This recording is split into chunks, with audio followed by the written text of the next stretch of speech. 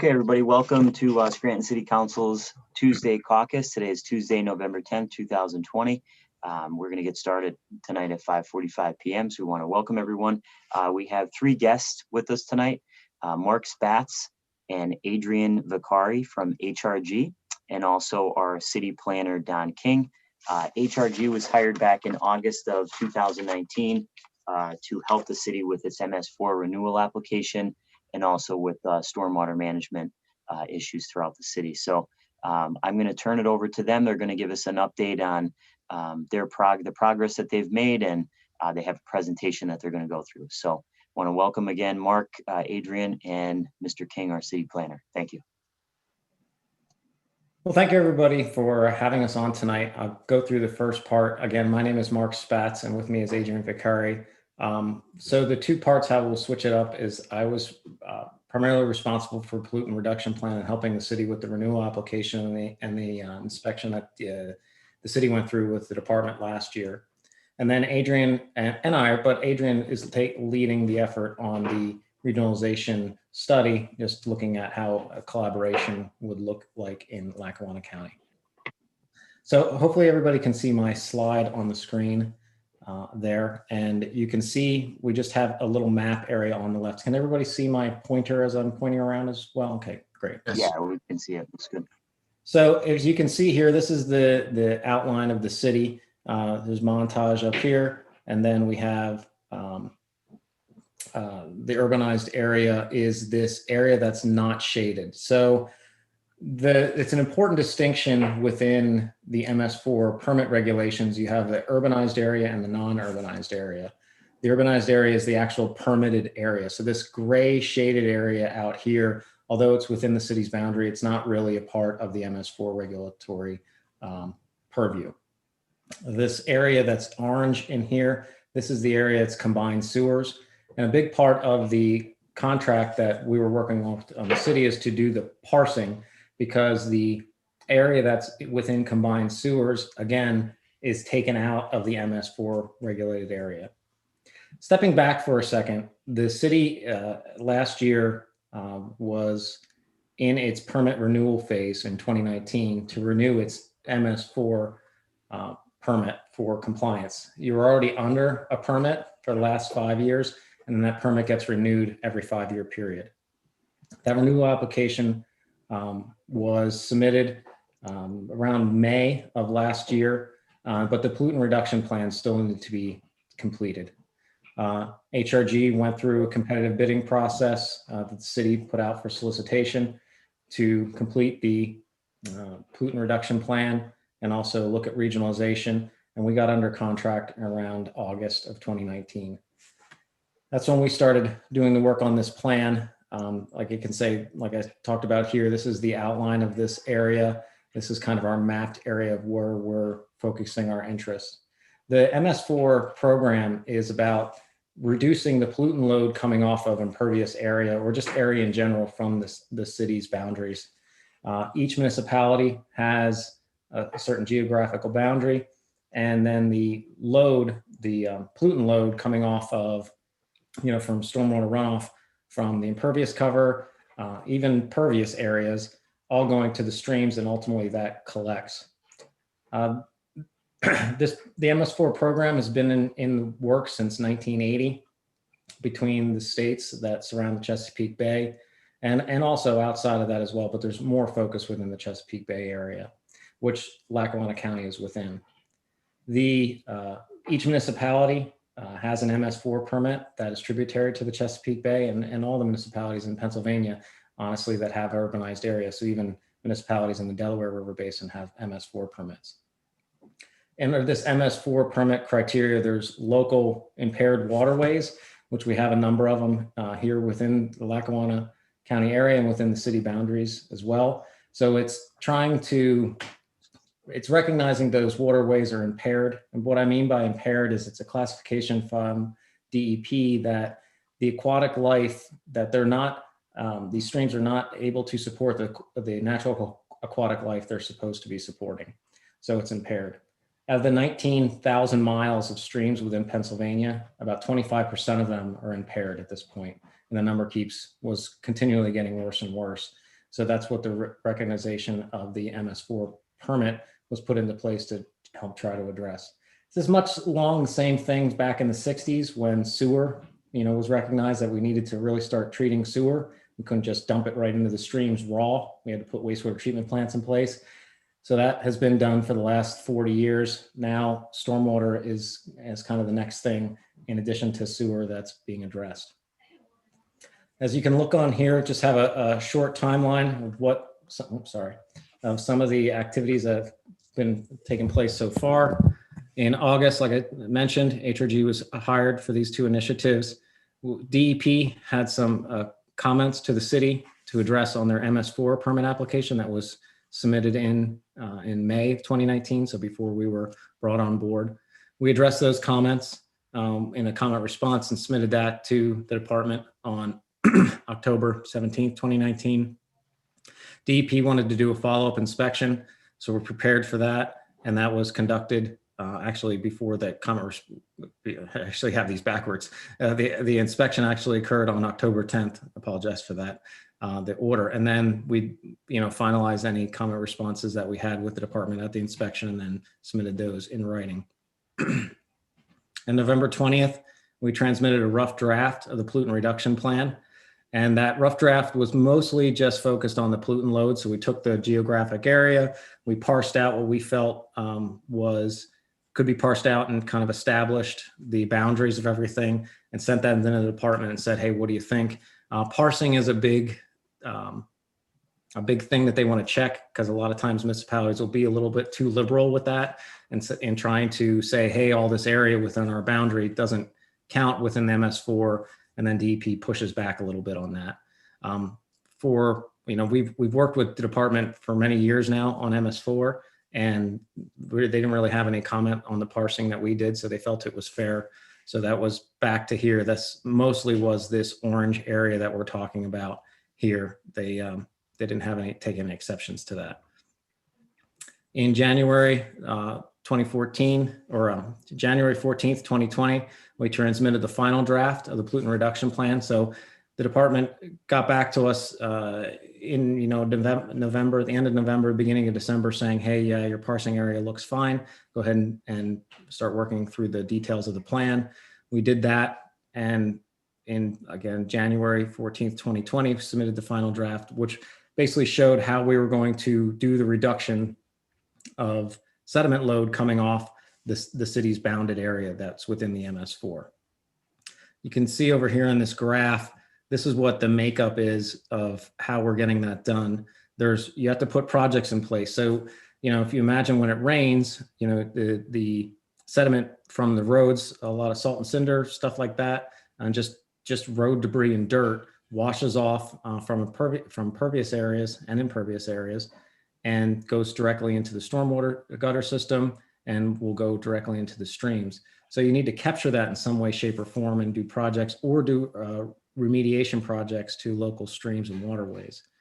A bulk of what is currently in the plan is to do stream remediation of Kaiser Creek. There's a lot of erosion along Kaiser Creek within the city. There's not many creek opportunities within the city's boundary to do stream projects, just because it's so built up. A lot of the construction and housing and just the city's boundaries, go right up, and there's channelized streams, and there's not really a lot of opportunity there to restore those to a natural condition. But Kaiser Creek, there is some opportunity there. Although it's still tight, there is some opportunity. So you can see a bulk of the sediment reduction. We need to get up to around 290,000 pounds of sediment that we're able to demonstrate are not entering the waterways on an annual basis. We're getting up to 312.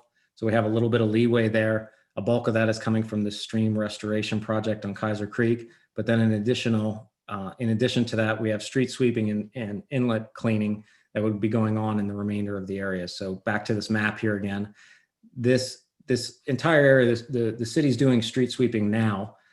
But what we can do is the collection of sediment and debris and the street sweeping miles that are not within the brown shaded area here, that's in this area here, down along where the high school is and Riverfront and all that up through here. and then over along Kaiser Avenue, and then over here as well.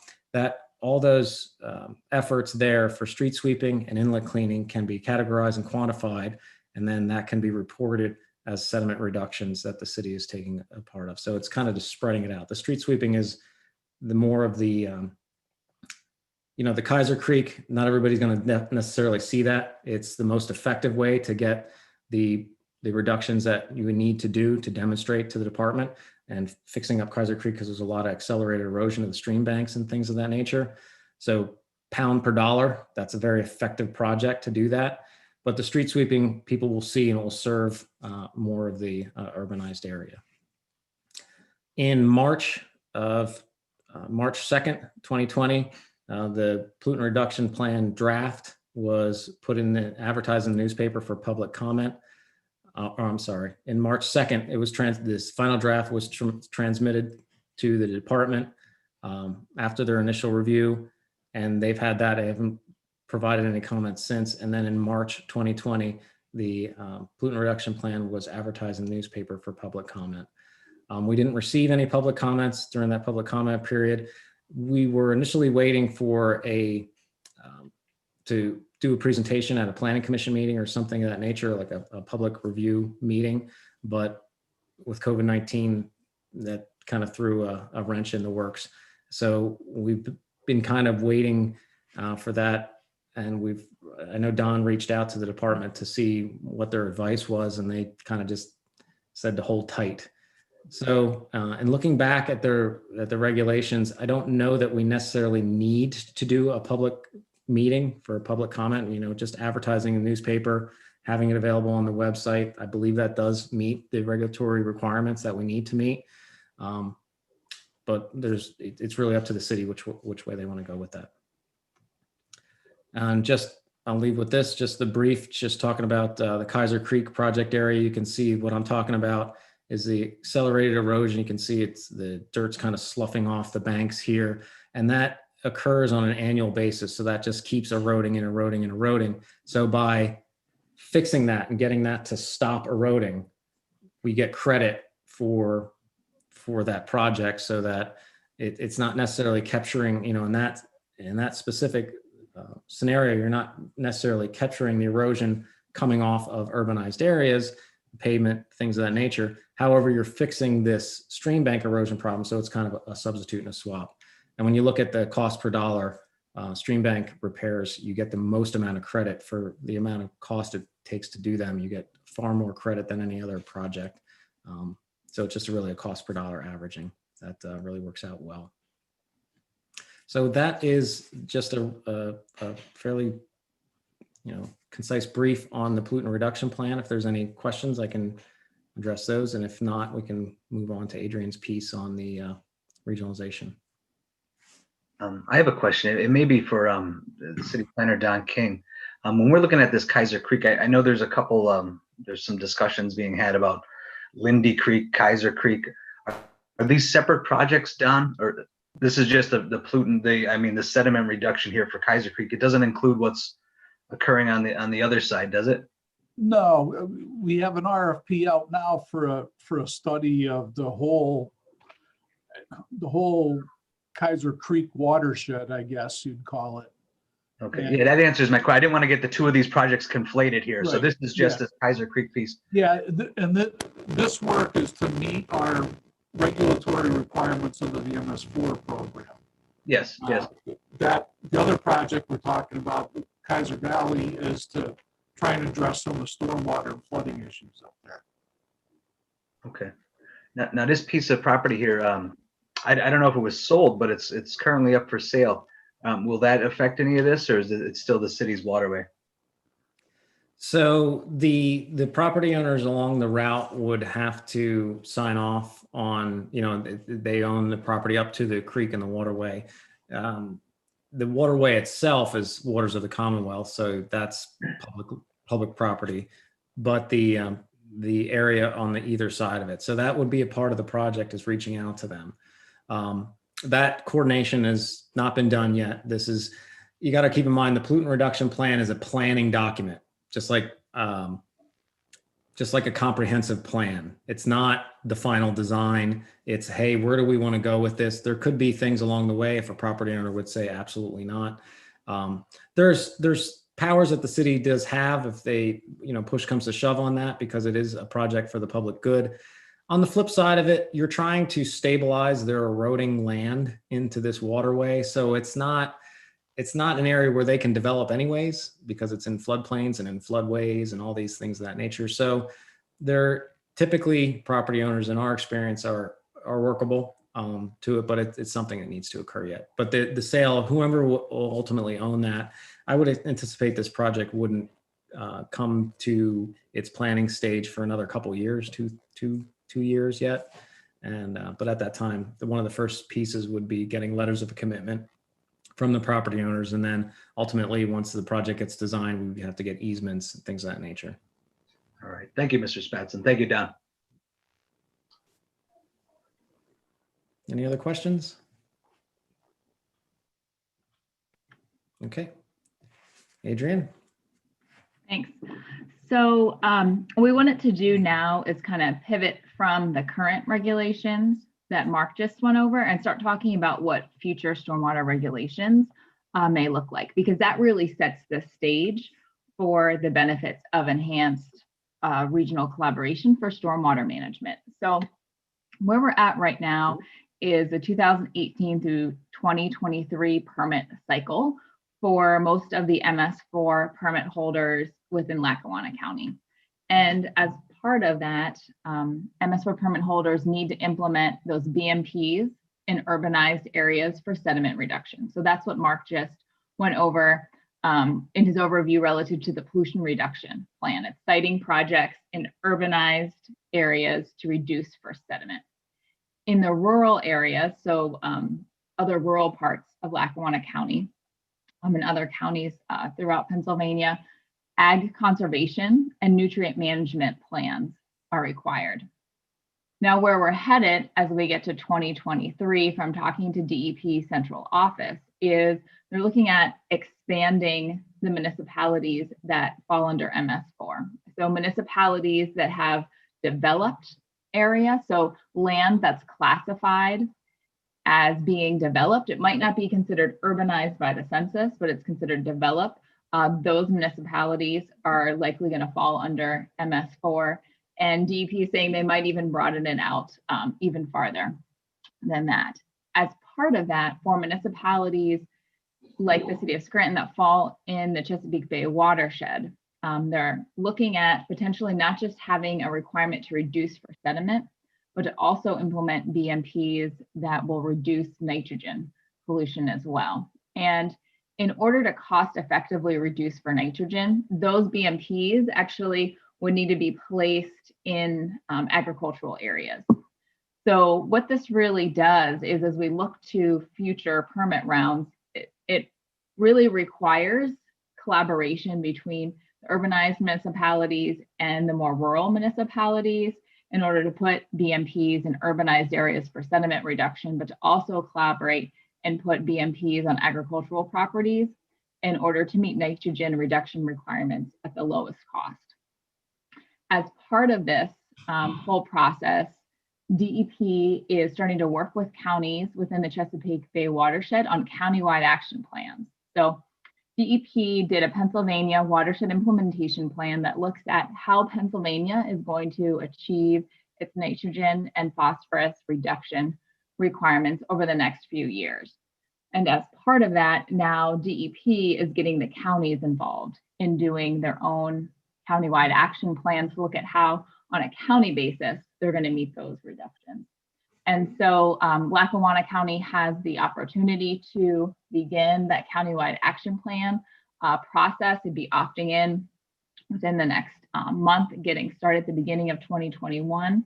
And as part of that, they'd get funding of around $100,000 per year for a coordinator to come and help develop those plans, cite those BMPs, to look at how, on a countywide basis, the municipalities can work together on nitrogen BMP placement. So next slide, please, Mark.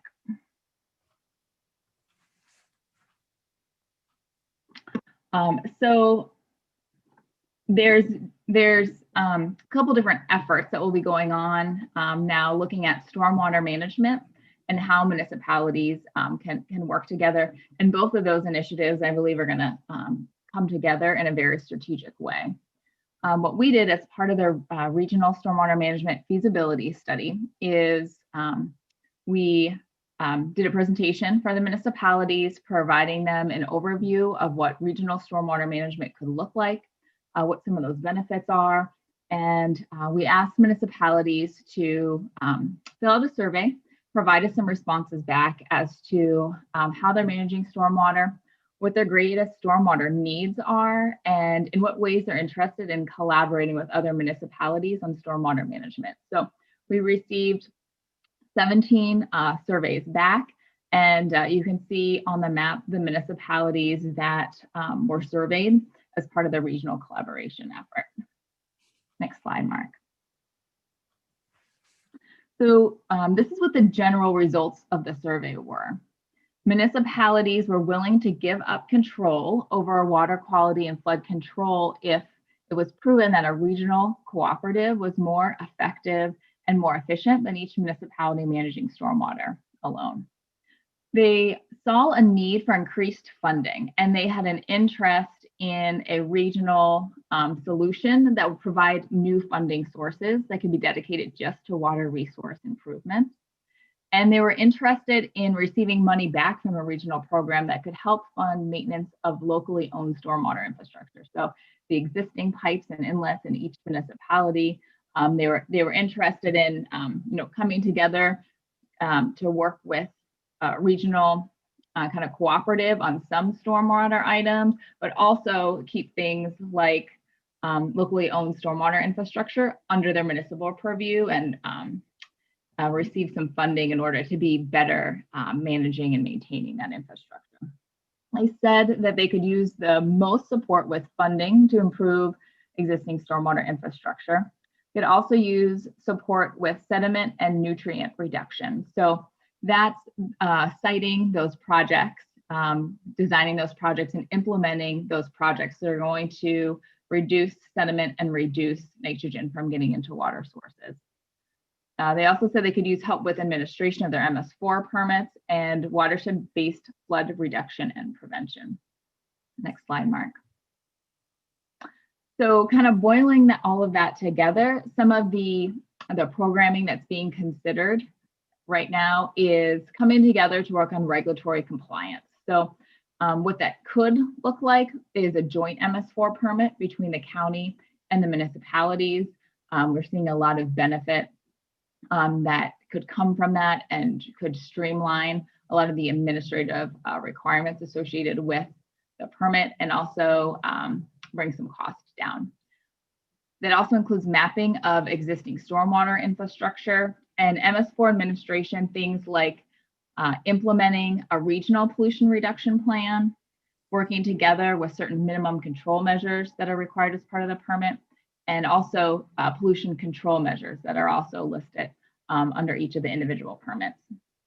For existing infrastructure maintenance, some of the items for regional collaboration include street sweeping, review of stormwater development plans and engineering services. There's also been discussion about levee infrastructure ownership and maintenance could be handled regionally, along with capital projects for flood mitigation. And then coming up with that funding source for how this program would operate. So looking at municipal cost share or fee options. And a big part of this is grant administration for county and local stormwater projects. It's seen time and time again that regional entities or regional groups have a much better chance at getting grant funding than a single municipality going after it on their own. So, so coming together to fund projects is a benefit that's being explored as part of the feasibility study. Next slide. So kind of where we're at right now with the study is we've looked at how this type of collaboration could be implemented. So we've looked at various municipalities, sewer authorities. Right now we're looking at county level implementation may be appropriate. So We've been meeting with the county staff to talk to them about how programming is currently being provided, and if that were to be expanded at the county level with collaboration with city staff and staff from other municipalities. What could that look like, and how could we do that in a more efficient and effective way? The next step, and this is a step that we're really focusing on now, is verifying the feasibility and cost effectiveness of coming together regionally. And we do that through a business plan model. So what we're doing is we're looking at all those potential services that we talked about, and we're identifying the most effective way that those services can be implemented regionally and what the cost of that would be. From there, we're looking at the cost if each municipality were to do it alone and compare that to the cost of doing it regionally. Because what we want to try to identify is the financial benefit of coming together to manage stormwater. What we've seen in other areas where we've implemented regional stormwater programs is the elected officials of each municipality want to make sure that they're making the right decision. If they come together on a regional nature, they're going to give up some local control over stormwater and how it's managed. And so they really need to justify to their constituents the benefit of doing that. And being able to show the cost savings to the municipality is a really important factor for them and choosing to come on board. So we're working on the business plan model now to verify the benefits. From there, we're going to incorporate it into kind of a written document. We have some additional recommended steps that include having a series of Zoom or in-person meetings with some of the municipal leaders to discuss the opportunity and the municipal benefits. Also, looking at moving forward into some implementation steps, include drafting an intergovernmental cooperation agreement and starting to monitor federal and state funding opportunities. And we've had a couple already. We've had some great discussions with the Army Corps of Engineers, who's really interested in coming alongside the municipalities in Lackawanna County and any type of regional initiative to help with some of the providing technical services in order to better manage stormwater. And I think that's the last slide. Is that correct, Mark? Oh, the timeline. Yep. So this kind of provides a timeline as to kind of where we're at, or I guess that red dotted line was where we are at a couple of months ago when we met with county staff to start looking at those provisions of services and how the city and the county could work together with other municipalities to actually perform the specific services associated with the program. And so what this does is it kind of plots out completing the feasibility study and what implementation could look like as we go into the future. And the key to this really is the MS4 permit cycles and how we can use the feasibility study and development of a regional collaboration to potentially put the city and the surrounding municipalities on a new MS4 permit cycle, which will basically buy everyone some time in getting the current BMP projects implemented. Also, the timeline is intended to be strategic in terms of coming together with Lackawanna County on that countywide action plan that's going to be working on for BMP sited in rural areas. So that's another key component as to how to tie together the overall benefits and cost savings. Mark, did you have anything else that you wanted to talk about relative to the timeline or go into it in any more detail? Yeah, so there's just to debrief a little bit on this graph, because there's a lot going on here, because there is a lot going on in the timelines of things. So this top one here is the next permit cycle, and this has to do with the regionalization initiative and how we envision this could unfold. So our goal is in the beginning, first quarter of 2021, to finalize the business model, the regionalization study, which would outline, does it make sense? What are the financial benefits? Is there first, is there financial benefits to regionalizing, which typically there is. I mean, that's why you see regional sewer authorities. That's why that's why you see regional collaboration in general, because it does save money. So we would anticipate that it would go that direction, but we'll see where the numbers go, and it kind of lay all that out. Then that's where the long haul then starts, is to get that out on the street, talk to municipalities, see where they're at, and see if we can start to pull people together. Having regional meetings, things of that nature, and kind of pull the collaboration together. That's what this outline just kind of goes through. This next one down here is the county comprehensive WIP assignment. So this is the planning that the county will need to go through. It's independent of this reach. So the county is going to need to go through this WIP assignment, which is basically trying to outline a plan for how urban municipalities can work with rural municipalities to reduce pollutants to the streams in a collaborative effort between the two. So it's going to cost money, and how the two entities can work together to do that. That's what the county's charge would be.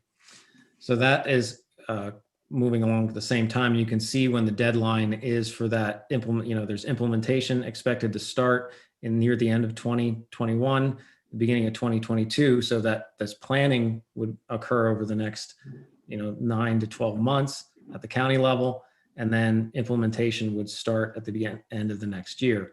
And then they have a deadline for that as well. And these deadlines are all tied to Pennsylvania deadlines. Like Pennsylvania has a deadline with Maryland to get the streams cleaned up before they discharge, the Susquehanna River down into the Chesapeake Bay. There's legal obligations. If Pennsylvania does not meet its requirements, that trickles back up, and there's legal ramifications. That's something you're going to hear the department start to probably beat the drum a little bit harder on that over the next coming years, just so to realize that it's not hey, if we don't get these things done, we don't have to worry about it. It's the state would be in some trouble, and then that can trickle its way. Mark, this is Bill Gaughan. Thanks for the presentation. I just want to ask a question about, if the city of Scranton, I know we're going to meet these deadlines and work with the county and are currently working with you.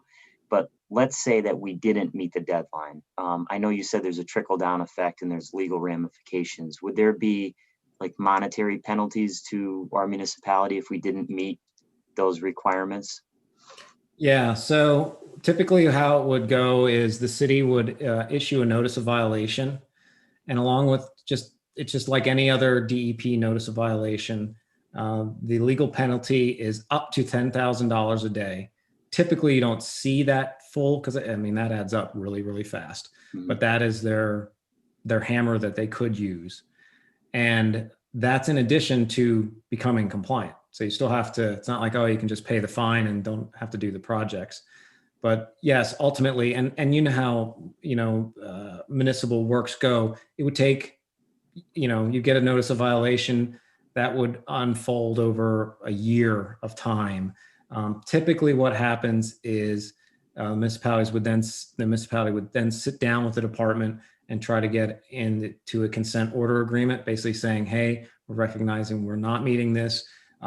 We will pay a proportion of a fine, so much smaller than $10,000 a day, and we will get on to this compliance schedule within the next, what this schedule would show we would come into compliance over the next year, or whatever is negotiated at the time. But yeah, ultimately the obligation of meeting the MS4, it's not optional. It's a mandatory requirement. Okay, and it's just my personal belief after, paying attention to this stuff over the last few years and then listening to the presentation tonight that even absent the finalization of the regionalization study, it probably makes the most sense to work together with the county and in meeting all these requirements. But if there was a scenario where the city decided to do it on their own, would that mean the city would have to create a separate stormwater authority to deal with these requirements? I know that was discussed maybe 2 or 3 years ago. It really would be optional how the city would implement it. You would have, that project, which is outlined in the pollutant reduction plan, the Kaiser Creek thing, that's hundreds of thousands of dollars to do that project. So it would have to get funded through, it'd have to get funded. There's a number of ways to fund a project. Tax revenue, there's some grant opportunities out there. A regionalization collaboration obviously increases those opportunities because big entities like the Army Corps want to work with big regional collaborations. It just helps them tout. They have things to tout as well. And so they like to show that their money is going to the most amount of people. But ultimately it could be through an authority, just like you would do a sewer authority as well. So it'd be up to the city of how they do that. What I've seen that works the best is to have a dedicated department or authority to do the project, because MS4 is pretty complicated, and to fold it into another department or you can throw it into another authority if they have a responsible charge that they clearly understand. It seems to work okay, but a lot of times when it's folded into like a maintenance operation, that's, your maintenance department's doing a lot of other things. And, one of the most important things is picking up the trash, right? That some of this MS4 paperwork slides off to the side, and that has nothing to do with the city. That's just what we see in other municipalities. And I would think, time and time again, when we try to just fold it into other departments that are responsible for a lot of other things, MS4 gets pushed off to the side. So you have some options, but you definitely want to make it very clear, because there's a lot of paperwork and there's a lot to go on. What we talked about these projects is only a small piece of the MS4 program. We didn't talk about that all the city's stormwater infrastructure over the next 5 years needs to be mapped, survey, like to almost to a survey grade, not to the nth degree of a survey grade accuracy, but you need to understand where all the stormwater assets are, which the city doesn't really have great mapping of. No municipalities really have great mapping of that now. City has mapping of it. It's far better than I've seen in other places. There's also investigation of acid mine drainage areas, pathogen areas. So if there's pathogens, some of the creeks within the city's areas have pathogens that are detected in the streams. Those have to be traced back and found where the source are. So there's other things involved. Thank you very much. We have about 7 minutes left, so that's the end of my questions. And thank you very much for your presentation. Do any other council members have questions for our guests tonight?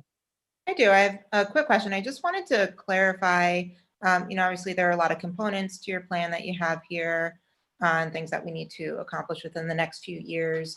I'm just wondering specifically, like what requirement is or what they're looking for us to have completed in order to be in compliance and to avoid any sort of fines or trouble with DEP. Is it that we need to have a plan and begin implementing it, or are there some other specific requirements that are missing? So once we need to finalize the public comment review of the pollutant reduction plan. So we really do need some direction on, is the city okay with not having a public comment meeting, that just having it advertised in the newspaper? It does, as far as I'm aware, meets the requirements, what the department has. If so, if we were on the track to have a public comment meeting, but then the COVID crisis hit, and it kind of got put on pause, and it just never really came back to fruition. So if we want to have a public comment, how do we want to do that? It's complicated nowadays. If not, then we can wrap up the pollutant reduction plan. The department's not in a touchy scenario right now because we've been communicating them over, since the beginning of last year. They know everything's kind of on hold for a lot of places. So, but ultimately, there's some time has gone by now. We do need to, just get this in an official way. You will then be issued your new permit for the next 5-year period. That will have deadlines along the way. One of the first deadlines is the mapping deadline. It's usually about 2 years after it's about 2 years after you receive the permit that mapping will need to be completed. So That's an expenditure. How's that going to get paid for? That's one of the initiatives as a regional entity where the Army Corps can help out. I'm not sure if the Army Corps would be willing to help out with just the city, but we've talked to them about if there were to be a regionalization initiative in Lackawanna, they would come in. In other collaborations, the Army Corps is paid for 50% of that mapping effort, which is substantial, and it's a reoccurring funding. So once you start to get into a cooperation agreement with the Corps, that amount of money keeps coming year after year after year. It's not just a once and done. They will keep adding it, and it's a 50-50 match kind of scenario. So, and then after that, there'll be this pathogen thing and reports and so on and so forth. So in the upcoming permit, there'll be timelines of things that are going to be due to the department. It's usually, there's one thing every year for the next 5 years. And at the end, that pollutant reduction plan that we talked about, the Kaiser Creek, that has to be all done at the end of year 5. So we have 5 years to get that done. Okay, thank you. Mr. Spatz, is this the first time that Scranton has gone out for the MS4 permit? Is this the first? No, I mean, what do you mean for? This occurs every 5 years, correct? Yeah, so over the last 5 years, there was not a, they've been kind of turning the MS4 requirements up slowly, just like normal regulatory requirements. So the last 5 years, there was a planning component, and there was a pollutant reduction plan component, but nothing needed to be done. It didn't have to have a quantitative analysis on, how much sediment loads coming off the area and reducing that by 10%. It was more just, if you had to reduce sediment, what would you do? And you just had to do a narrative piece to that. And we weren't involved in that, but I'm assuming that got done. Again, but there was no requirements to actually do it. There was some reporting. There was no mapping requirements. So in this upcoming permit cycle, there's more to do that have hard deadlines. It's almost like a little bit more serious. So the answer is kind of yes and no, I hope. The last 5, you did have a MS4 permit for the last 5 years, but there really wasn't a ton to do. In this next 5 years, there's more hard deadlines and more things to do in it. So the requirements became more stringent. So like a brief history here, Scranton, the city of Scranton put out an RFP for this service to help us get our MS4 permit, correct? And that's what you've been hired to do? Yeah, to help with pull the pollutant reduction plan, yep. Okay, and then how did it get into, part of that RFP, was it to look into a regional system? Correct. Okay. So I was looking to see how we got into that regionalization system. So that was part of that RFP. That was yeah, it was twofold: to work on the pollutant reduction plan to get that done, help out with the permit, making sure the permit's in compliance, and then also to take a look at this regionalization initiative. Yeah, now I could see how we could, working with the Army Corps engineers, things like that, we could band together with other municipalities in the region. Has your company ever seen a situation where it was more feasible for the municipality itself to do this on their own? No, I would say we've worked on a number of regional collaborations, and in general, each municipality winds up saving anywhere from 45% to, we've seen as much as 95% projected over the next 10 years for municipalities coming together to manage stormwater and meet the current and the projected MS4 requirements. So, just to kind of give you some examples, we've implemented some regional collaborations in Lycoming County, Luzerne County. We're working on one right now with Dauphin County and their MS4 communities. We've looked at it in York County. Right now we're working with Cumberland County and Center County on regional BMP placement to meet their Chesapeake Bay goals. So there's definitely a lot of collaboration going on right now, and we're seeing some of the counties really step up and say, now during COVID, we need to do what we can to help our municipalities cut costs. And we know just economies of scale working together on stormwater management, it's going to cut their bottom line. So we are seeing a lot more regional initiatives start being implemented now just because of the pandemic. Okay, so it seems like a lot of these cases, it's going to that route of regionalization. So does that, with the new stringent guidelines, if you will, is it more or less to help with cost, or is it more or less to help with jumping through those hoops of the new stringent guidelines from the state? And I'm sorry, I don't want to interrupt. We'll let you answer this question, and then we have to start our regular meeting because it's 6:30. So go ahead, you could finish answering that question, and then we'll wrap it up. I'd say it's twofold. Working together regionally, it definitely helps cut down on their administration. But I would say the cost benefit is what really drives municipalities into wanting to come together and participate, because they want to keep costs down for their residents. Now, is the cost up because of the guidelines? The cost is up because of this being a more stringent MS4 permit cycle, and it's projected to keep on getting more stringent as we go into the future. So this is the first time that municipalities have actually had to implement those green infrastructure projects as part of MS4. So as costs go up, they're trying to find ways to cut costs, and the easiest way to do that is to manage stormwater on a watershed level, which means So costs go up due to those guidelines, and due to cost savings, we're getting into a regionalization of the system. All right, thank you. Yeah, and what happens at the downstream end is that they're monitoring as water's leaving the state, and then the Pennsylvania is not meeting its objectives, so it's getting more serious as the time goes because the deadline of 2025 is coming. So that's kind of the ripple back effect when you're talking to legislators and things of that nature. Okay, thank you very much. This was very informative. I think we learned a lot tonight, and we look forward to continuing to work with all of you and our city planner and our city administration and addressing these stormwater issues. So thank you again, and I hope you have a good night and stay safe. Thanks. Thank you. Thank you. Take care. Okay, and we are going to get started with our regular meeting. So let me share my screen here.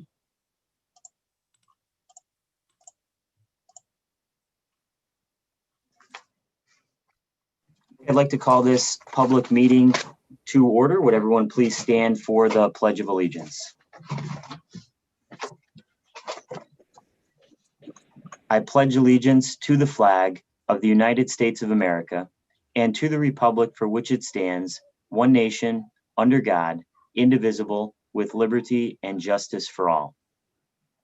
Please remain standing for a moment of silent reflection for our servicemen and women throughout the world, and also for those who have passed away in our community.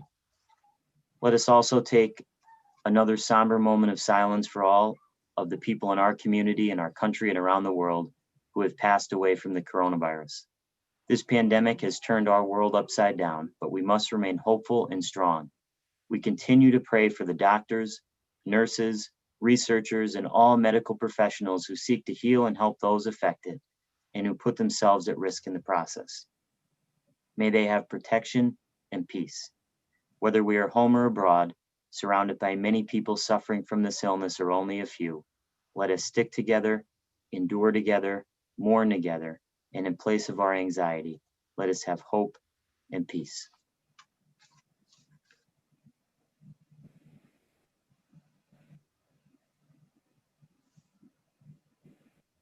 Thank you.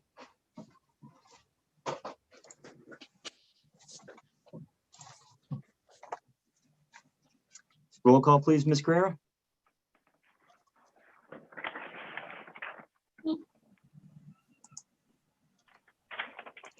Present. Present. I can hear. She's muted.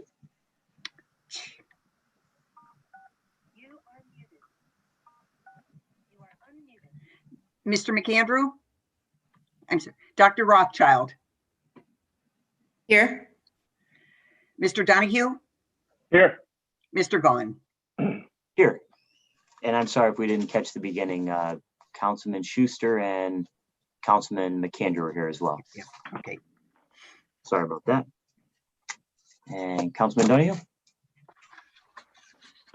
I would like to make a motion to take from the table resolution number 87 of 2020. Second. On the question? This piece of legislation is being taken from the table and is being placed in seventh order for a final vote. This is the agreement with Northeastern Pennsylvania Alliance to provide underwriting services to the city and OECD. The signed disclosures have been provided as requested. All those in favor signify by saying aye. Aye. Aye. Opposed? The ayes have it, and so moved. Mrs. Reed, could you please dispense with the reading of the minutes? Thank you. Third order. 3A, agenda for the zoning hearing board meeting to be held November 11, 2020. 3B, correspondence received from Mayor Paige G. Cognetti, dated October 30, 2020, regarding decommissioned equipment auction. 3C, minutes of the Composite Pension Board meeting held September 16, 2020. 3D, correspondence received from Kohansky Company PC, dated October 30, 2020, regarding City of Scranton audit update. 3E, fuel card analysis received from Office of the City Controller for the period September 24 through October 23, 2020. 3F, correspondence received from Pennsylvania Economy League, dated November 2, 2020, regarding review of taxation property exemptions. 3G, minutes of the regular meeting of the Scranton Redevelopment Authority held October 7, 2020. 3H, minutes of the Civil Service Commission meeting held October 1, 2020. Are there any comments on any of the third order items? Just one, Mr. Gaughan. So when we're looking at 3F, we got correspondence from the Pennsylvania Economic League on the review of taxation exempt properties. And in that, it said that the coordinator does not perform this function, but I guess my question would be, who is it that's able to perform the review of these nonprofit organizations? And would it be the right place to say, make a motion in fifth order to have Mr. Hayes explore the possibility of reviewing these? So I know the answer to that. We had asked it would be the administration that would be able to do that, and that would be their responsibility. And the administration did respond to a question that we had posed to them. And they said that they have not been able to perform a tax exempt analysis this year, but they do have plans to do one in 2021. And the mayor was sending pilot request letters to all tax exempt entities this month. All right, thank you. Okay, thank you. Anyone else with any comments on any of the third order items? Okay, if not, received and filed. Do any council members have any announcements at this time? I have one, just a reminder about the 2020 fall leaf pickup and recycling program. All leaves must be placed in biodegradable brown paper bags. Unfortunately, the city has run out of their share of biodegradable bags. I guess we went through about 15,000 of the brown paper bags in the last month. But I think you could still get them at Lowe's, Home Depot, Garrity's, or any other home hardware store. All collections are curbside of streets and avenues. No collections in courts or alleys, no loose piles, no plastic bags, no household trash in the leaf bags. The remaining weeks for the pickup are this week, then the week of November 24th, which is Thanksgiving week, and then the week of December 7th. Okay, thank you. Does anyone else have any announcements? Yeah, I have a couple. So first of all, tomorrow's Veterans Day, and thank you to all our vets for your service. With that said, Victor Alfieri Club will be having a dinner, spaghetti dinner tomorrow, 4 to 8 p.m. All right, it's $10, but it's free for veterans. So I hope they get the chance to take a part of that. Also, I have something else coming up. So every year, this is a proud announcement I'd like to make. Every year, my family we have the McAndrew Family Cookies for Kids Cancer Bake Sale. All right, this is our 8th year coming up. And the past 2 years we gave 2 local children that had this horrible disease, half the money that we raised. This year we racked our brains out with how we can still continue to do this, because of COVID, and during COVID presented some challenges. But what we found out from this organization that, that I'm a member of, that a little kid, I don't know if you can see his face here, this little kid named Arthur, who's battling brain cancer himself. He's 6 years old. He had his own bake sale last year and raised $17,000.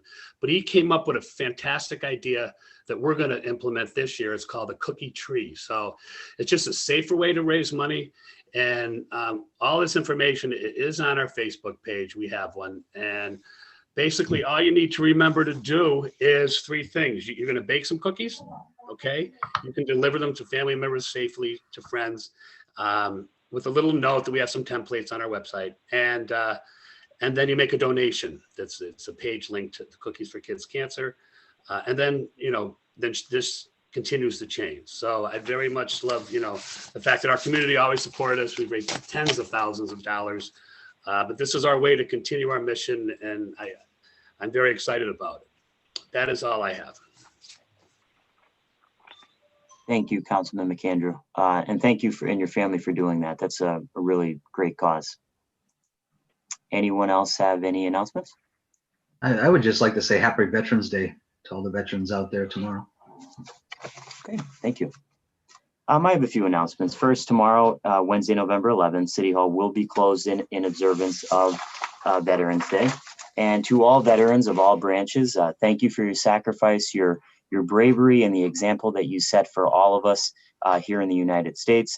Thank you for your courage in fighting for our people in the United States and our values, for your service to defend our nation and our freedom, and to all those who have served in our city, in our state, and in our country, and those who continue to serve. Happy Veterans Day. May God bless and protect all of our active military and veterans. And I also want to wish a happy birthday to the United States Marine Corps. Turned 245 years old today. So Semper Fi. My dad is a proud United States Marine. So happy birthday to the Marines. DPW will also be off on Wednesday for the holiday. Refuse and newspaper collections will be 1 day behind for the remainder of the week after Tuesday collections. This Thursday, November 12th at 6 p.m., Council will hold a work session for the purpose of discussing the 2021 operating budget with the mayor and the business administrator. This work session will be live streamed and broadcast on ECTV for the public to view. A second public work session is planned for the following Thursday, November 19th at 6 p.m. as well. So the plan would be to take a look at and have the administration present the budget, tentative budget, this Thursday to council, work through any questions, and then the final budget will be, that's presented to the public, will be on our agenda for Tuesday, next Tuesday, and then we'll have a follow-up session with the administration next Thursday, the 19th at 6 p.m. And that's all I have. Anyone else? Okay, Mrs. Reed. Thank you. Fourth order, citizens participation. Okay, and during the citizens participation portion of the meeting, we have Mr. Carl Deely here tonight, who is our business administrator, who requested to give a presentation on healthcare savings and a general update, I think, on healthcare in the city. Mr. Deely, I'll turn it over to you. Thank you. Good evening, Council. And I do believe we have our administrator in the waiting room. I mean, if we can let them in. Yeah, so you know what? I didn't let them in because I didn't know who they were. So is it one? How many people are there? It seems like there's quite a few. I want to make sure we're not letting in any. Maximum of 3. Oh, okay. Okay, there's 1, 2, 3, 4, 5. Do you know the names of these people, Carl? You've got Charles Walters, Denise Lang, and Brian. It's one of the first in as well, I think. Yeah, Brian. How about Melisa Hughes? Melissa. Well, Melissa's from PFM, but she's welcome. Okay. All right. I'll let them all in then. We'll hope for the best. Great. Excellent. So we did send a presentation, I think, ahead of the meeting. And if you've got that we could maybe put up on the screen, or maybe you would like me to share. Either way is fine. Yeah, Carl, you can share. That'd be great. Okay. Let me share the screen. There we go. Okay. All right, right, can we see that? And you know what, Carl, if you want to have all of the people that just came in identify themselves just for the record so that we know who's in this meeting and who they represent. Absolutely, let's do that. Obviously, Willis Towers Watson, recently appointed consultants benefits broker. So on the call here, so maybe Chuck, if you could introduce the team. Sure. My name is Chuck Walter. I'm with Willis Towers Watson. Also on the call with me is Brian Turpack, who is the financial consultant for the city, as well as Denise Lang, who is the client advocate. Great, thank you. And then we also have, I think, Melisa Hughes, and is she with PFM? Good evening. Good evening. Okay, go ahead, Carl. Thank you. Okay, so we've got a few slides just to kind of go through and provide the overview of kind of where we are so far. And so Chuck, I'll leave it up to you. Just tell me when you want to progress to the next slide. Perfect. Yeah. So thank you for giving us the time to present and give you guys an update. We are excited about the opportunity to work with the city of Scranton. And we wanted to kind of walk through where we are in the last 60 days that we've been working on this. So I'll just kind of maybe do a quick background. We're looking to maybe get about 20 minutes of your time. If you guys want more, that's fine, but we don't want to take up too much time. So when we were first appointed, one of the things we wanted to do is really review all the programs you have, do a deep dive, and see if there were opportunities for savings.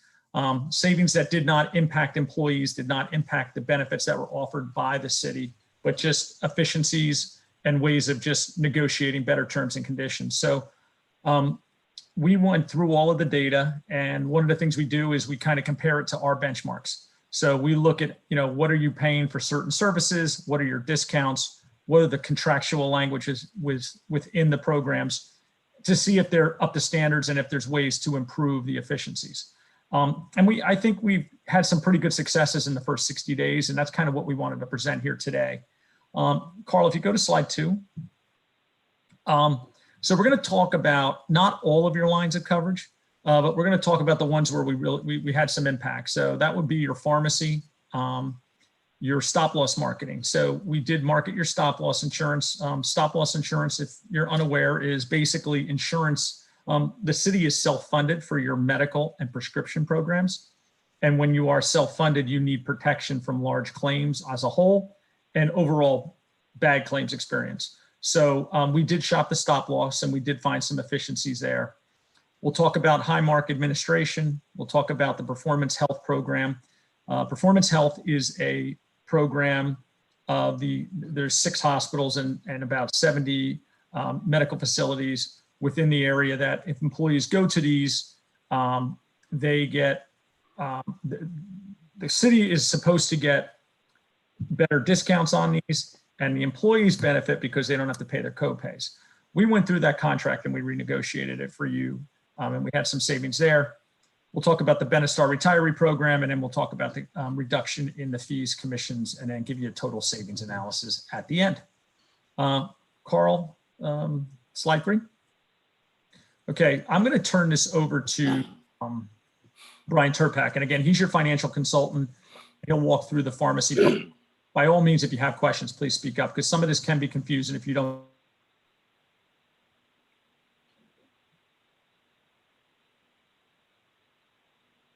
Yep, thanks, Chuck. So I'll pick it up from here. So good evening, everyone. My name is Brian Turpack, as Chuck mentioned. I'm the financial consultant for the city, and we're going to go through a few of these, some of the early successes that we've had. So as it relates to your pharmacy program, it's a very significant portion of the total dollars spent on the medical program. It's probably about 20% and growing every year.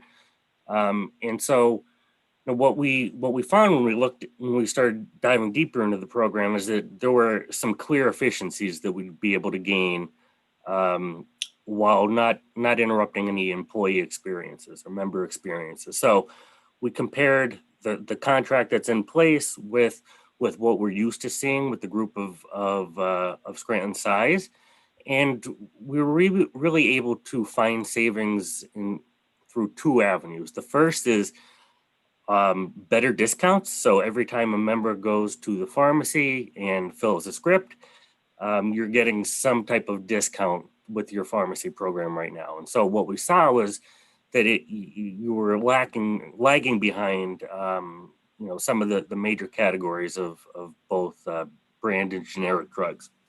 So we negotiated with Elixir, and we were able to, as you'll see in purple there under negotiated, we obtained some better discounts that will have an immediate impact on pharmacy spend moving forward in 2021.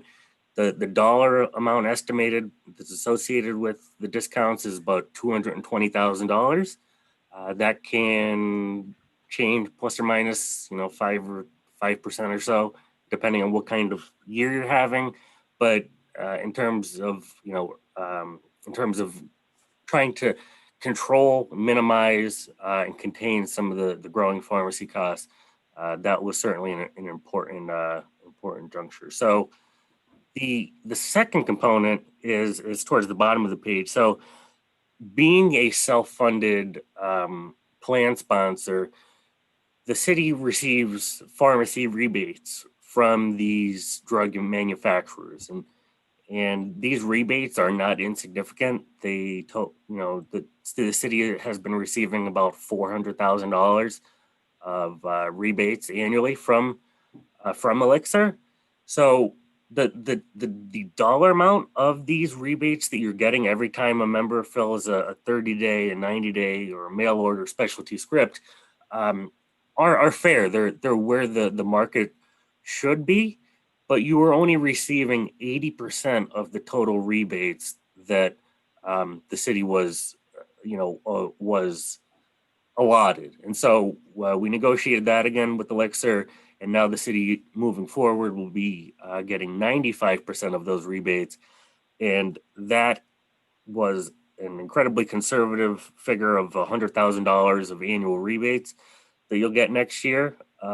We've seen 10 to 20% growth in rebates year over year. So I would not be surprised if that were to exceed that number. But conservatively, about $320,000 of total savings through the pharmacy program. Are there any questions on that? Okay, so the second thing that I'm going to talk about is the stop loss. And so again, stop loss is incredibly tedious. It's there's a lot of nitty gritty in terms of all the different contract provisions. But one of the things that we pride ourselves in is we've got these preferred pricing arrangements with certain carriers. So we took your current contract and marketed to some of our preferred vendors, and we were able to find that just simply through the marketing, we were to see something around $74,000 of savings to your current costs, and it's about an $86,000 reduction to the best renewal we got from the incumbent stop loss carrier, Vista. So this is, as Chuck mentioned, this is a benefit that does not face employees. This is all on the back end. And so not only did we find some efficiencies in the savings, we're also able to secure a far superior contract terms. And I'm not going to go through everything that's on the bottom of the page, but suffice to say that the current plan had some provisions that your spend could have easily been $1 million more last year if certain claimants had particularly bad years. But we were able to get a better contract and better contract terms for the city through marketing.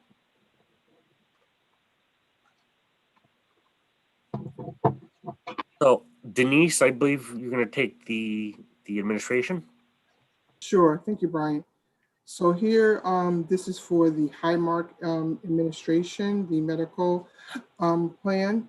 And so here it's showing us that for the Highmark PPO administration, where there are currently 536 employees, the current Highmark is the total monthly administration cost is almost $32,000. Again, monthly. It amounts to total annual administration costs of almost $380,000. That's under the current plan.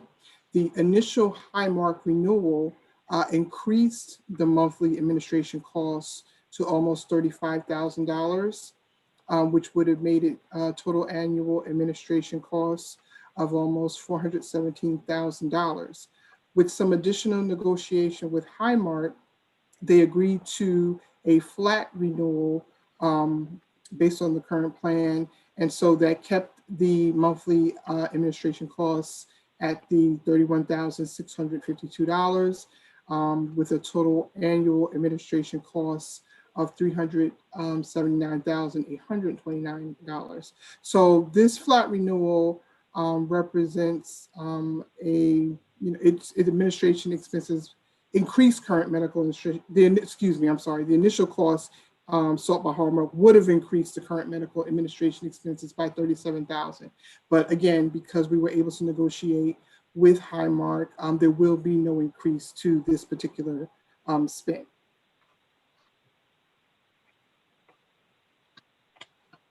So for the Performance Health Administration, also being taking effect January 1st, 2021. Again, the current PEPM is $10, which is a percentage of the percentage of savings fee is about 10%, and the estimated cost of percentage of savings fee is $160,000. The total administration and percentage of fee costs is currently $227,560. The initial renewal was actually a flat renewal, so it would have remained, the current spend would have remained in effect, but with some additional negotiation, we were able to achieve some savings. So the PEPM went from $10 to $3. The percentage of savings fee went to 7%, and the estimated cost of percentage of savings fee is now $112,000, which makes this a total administration and percentage of fee costs of $132,268. So the percent of cost difference is minus 41.9%, and the dollar cost difference is $95,282. So again, with negotiations, we were able to reduce the performance health costs by $95,000.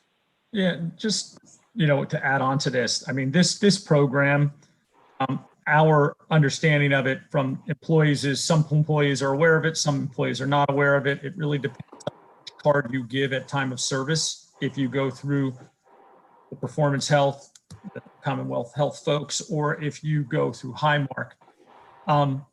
What we had found, and when Brian did some analysis of this, is the cost that you were paying to have Performance Health in effect was actually offsetting the additional discounts they were getting by negotiating with these hospitals. So we really felt at the end of the day, you weren't really gaining by having this in effect. And really it was just costing the city money.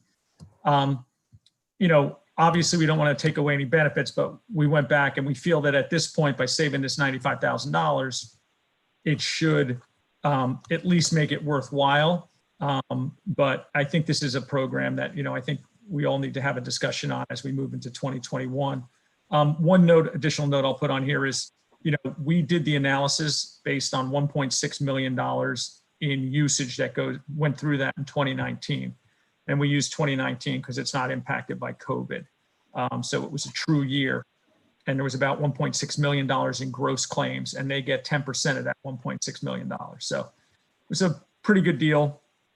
Getting it down to where it is now, I think, is a much better deal for you guys. And I still think that they're being paid fairly. Any questions on that? Yeah, Mr. Walter and Ms. Lang, now will that's going to be for the 2021 year. How many years will that go at that rate? Well, I mean, listen, they're not going to increase it. I can tell you that.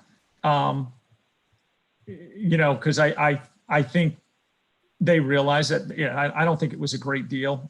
So the way it was set up was they were reimbursing these hospitals and these doctors at what's called Medicare, and they were reimbursing them at about 145% of Medicare, I think is what they told us. When you compared their discounts, so gross charges came in, we looked at the reports, and they were getting about a 71% discount off of what the gross charges were to what they were paying after factoring in their bills.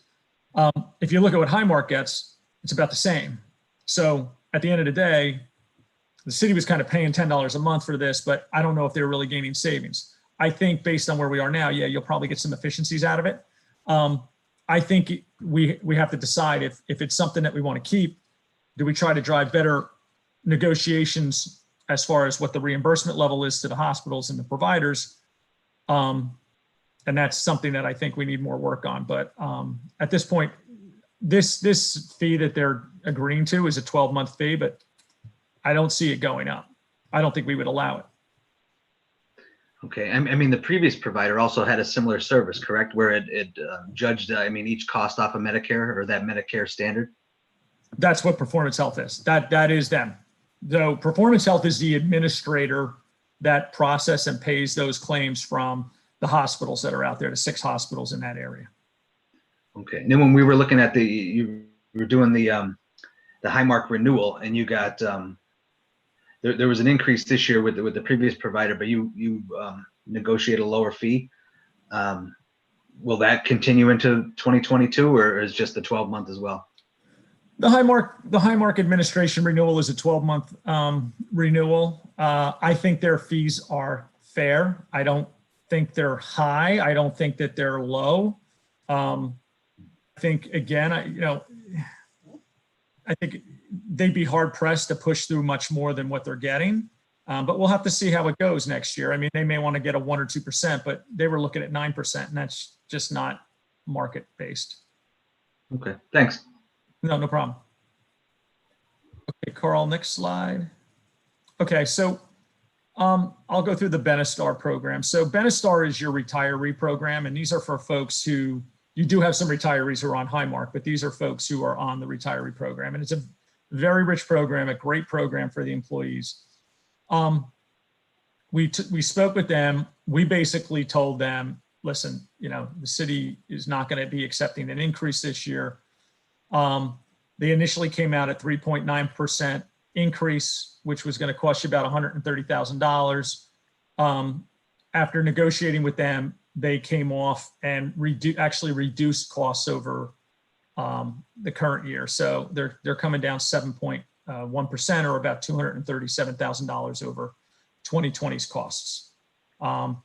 Again, a lot of pieces go into this puzzle with Benestar. There's the piece that you pay, but they're also getting money through the Medicare premiums and the government. So again, great program, and they came on this one, and I think they did the right thing. So this slide here is basically, when we were appointed, we said that we would much rather work for a fee, especially on a public sector group. So we removed commissions. We did go through all the programs, and this kind of outlines where commissions were found and the estimated amounts. They may not be dollar to dollar. I kind of rounded them here, but so the stop loss had 15% commissions in them. We removed that effective 10/1. When Brian was showing you that report that had the stop loss on it, that was the rates you're paying net of commissions. So commissions were already removed out of that. So that additional savings we show you on that plan is in addition to the $90,000 here. There was a company that Elixir was paying, and Elixir was paying this company $3 per script. That equated to about $70,000. The name of the company was Remedy Analytics, and I did see some reporting that they had provided the city. Didn't really know what else they were doing. The decision was made that you guys wanted to remove them. We do a lot of the analytical work anyway, so I think it was a smart move. And it's this money has been removed, I believe, as of October 1st as well. The $3 per script, and that's about $70,000. Millennium was getting through Elixir $4,500 a quarter. That was also removed. That's $18,000. The Benestar program also had commissions built in. There was a 1.5% commission for the medical and a $4.10 per employee per month or per retiree per month on the RX. That's about $43,000. And then they were also, I believe, getting a consulting fee directly through the city. So adding that all up, that came to the $249,000. Note, there was no commissions built into the Highmark administration, the Delta Dental, or the vision provider. And we confirmed all of that. So this is additional savings that have been removed, and the city is enjoying these savings now. Any questions there? Okay, Brian, you want to handle this slide?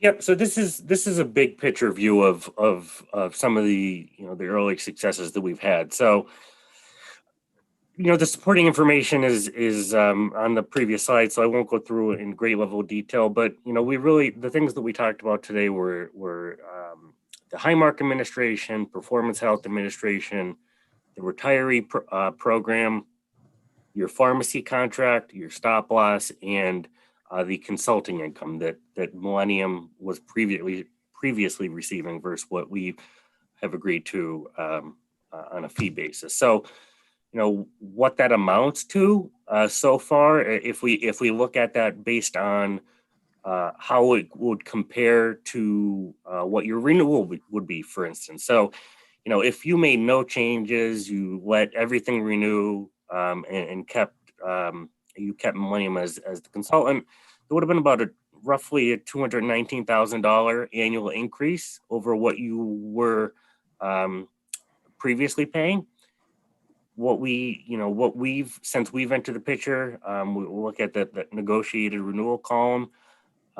If we look at how you're now compared to current costs, you're going to save about $876,000 compared to what you were currently paying, and that number actually jumps to about $1.1 million of really cost avoidance when comparing it to the initial renewal positions and keeping Millennium as the consultant. So these are a few quick and dirty ways that we've been able to drive efficiencies while not impacting members.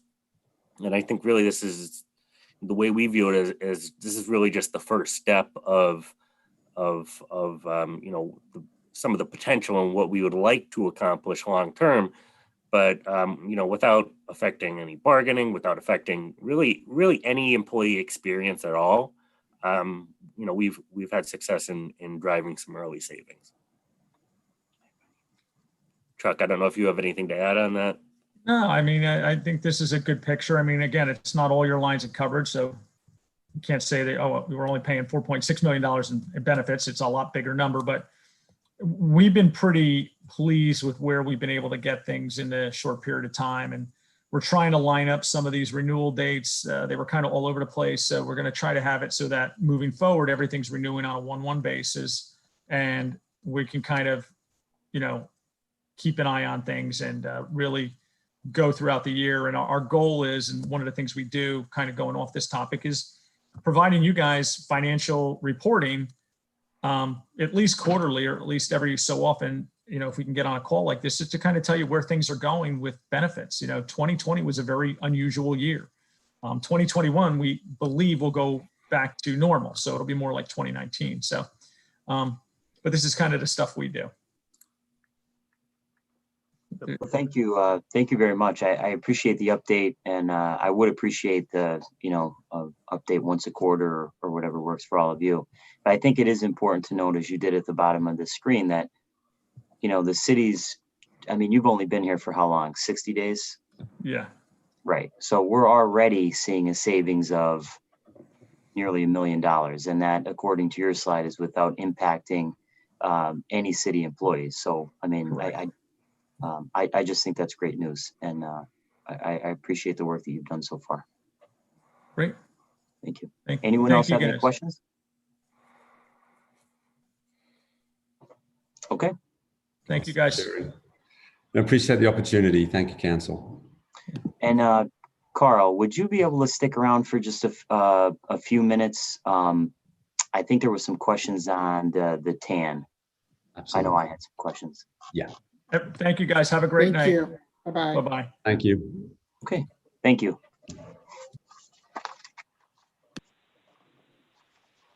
Carl, thanks for sticking around. I just had real quick. I just had a question on the TAN. Let me just grab my notes here. Okay, so we do have the TAN in fifth order, as you know tonight, Carl, 5B. So can you just explain? I know the last few years since I've been on council, the city has historically gone for a TAN of $12,750,000. And that's really been for the last, I'd say, 5 or 6 years. This year, we're going for an amount of $12,200,000. So can you just explain to the council why the reduction in the amount of money that the city's going for? Yeah, so obviously this is the purpose of the TAN, right, is just to ensure we've got sufficient cash flows, right, to get through the year and take into account the ebbs and the flows that we have with our revenue stream. A couple of things is, first of all, the realization of the revenues. So we looked, I was looking back at historical kind of realization of that. And also, obviously, what we're planning to do as we go into next year is level out some of the fees. So the refuse fees, for example, is leveling that out. And we'll talk more about this when we talk about the budget. But the plan right now is to put the refuse fee on with the real estate. And that will, well, two things. Firstly, it levels out the realization of that revenue, but it also allows for residents to kind of smooth that payment out as well throughout the year. And also it also gives us a single point, if you like, for payment. So it's a lot more efficient and a lot more convenient. But effectively, yeah, the way it's calculated, I mean, obviously this is not a number that we kind of pluck out of the air. It's really based on the expected expenditures, in that, throughout the year, and the flow of those expenditures versus the receipt of the revenues. So with that in mind, we play with the models, several times, and obviously that's the number that comes out, because we have to be able to obviously track to that, and we have to be able to obviously support the 10 payments, and but also we don't want to oversubscribe. That's the other thing is, for the city, we've got a lot more of maybe a closer look at the way the expenditures are kind of running going into next year. And because of COVID, we've had to, as everybody's aware, kind of take some actions to kind of slow down the expenditures. And so we're managing things maybe a lot more closely than we have before. So we do manage our cash flows now on a weekly basis. So when you look at that, we're confident that the 12.2 is sufficient, but also, we're not overstretching that, because again, it's, we don't want to lend money that we don't need, and obviously pay, the interest on that. And also, I think it's important that we do put a little bit of stress on the city finances to make sure that we do stay, we stay in touch with the actual requirements. Thank you. And second question, in looking at the interest rate, the fixed interest rate this year for the TAN compared to last year, it's 1.209% this year. Last year, I think it was 2.570%. So that's lower, which is a good thing. But the question that I had, if you could explain, in the term sheet, it says the rate is subject to a floor of 0.80% and will be capped at a maximum rate of 4.5%. When I was looking at the legislation last year, the interest rate floor from the TAN last year was 2.4648%, and the interest rate ceiling was 3.7500%. So it seems like the interest rate ceiling went up quite a bit. So did that make a difference, or? Councilman, is it okay if I address this? This is yeah, sure. Yeah, because that's a really good question. So what that floor and ceiling is, so today that or 1.209% is an indicative rate until the rate can be locked in. And in this case, it will be locked in on the date of your third reading, just because the city's approval process takes significantly longer than most other municipal approval processes. So it's kind of governing the highs and lows during that period of time until things can be locked in. And we've had this rate for a few weeks now. It's only varied up to 4 basis points, which would equate to like 1.24%. So it is a difference, but it's not one in the current interest rate environment that gives PFM as your financial advisor a whole lot of agita. If that makes sense, because it is going to be locked in a fairly short period of time. Okay, that makes total sense. And last question from me. Last year we got a breakdown of the sources and uses of funds. So like the fee for the bank fee, the bond counsel fee, I didn't see that included in the backup. And there was a fee for PFM, obviously, unless I missed it. But are you going to provide that before final passage? So like a breakdown of closing costs? Yep. Okay. All right. Does anybody else have any questions on the TAN? Well, Carl and Melissa are here. Mr. Gaughan, thank you for that breakdown of closing costs. I was going to ask for the same, so I'm glad that you got that before. It'll look pretty similar to last year. Yeah, that's good. I appreciate it. How about when it comes to that interest rate, where do you see that tracking at this point in time? Has it been tracking up? Has it been tracking down? Is it fluctuating back and forth, but staying around the same area? It's fluctuating back and forth, plus or minus 3 or 4 basis points. So I would not be surprised if we end up at a 1.25 to a 1.15. That's kind of, where I'd expect it to be. Melissa, it's Kevin Hayes. If it's within that range, then why do they need a ceiling that high of 4.5? If it's fluctuating within that range. That's just, there's kind of standard language. We could have taken a truly variable rate option and let it float through the whole year, and that's what that 4.5% would reflect. But that's not what we're going to do. We're going to lock a rate in because gives the city more certainty. But just to be certain, the rate that you can lock in could be up to 4.5%, though, correct? It could theoretically be that, but you'll know that on the night of final passage. We'll know what the rate is. We don't know it today. But how do we know that? But how do we know that's the lowest rate that's available out there from the other within the financial institutions? Because that's a very good question. We went through an RFP process, and the next lowest rate was a 1.49%. So it would have to go up pretty substantially. And that proposal also included higher fees. But we're not really, what we're saying here is that the rate could be higher that we are locking into with this bank, correct? It could be higher than 1.209 though. It correct? Could theoretically be higher, yes, but we'll know that. We can't know it today, but we will know it. We'll know it.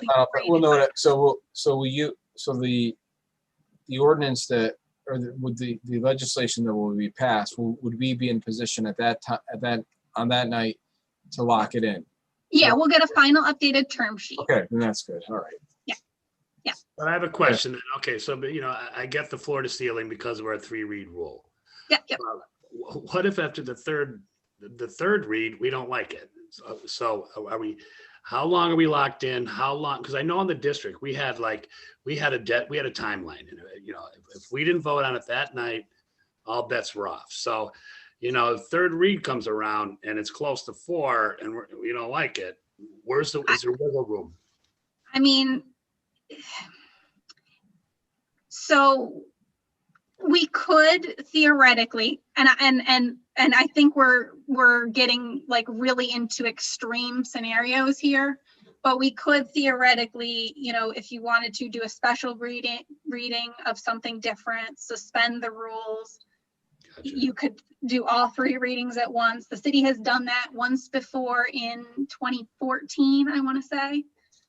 So, I mean, that is a path that we could go down, but things would have to go dramatically wrong in the interest rate market to need to pursue that path. I think that's pretty unlikely. Yeah, yes.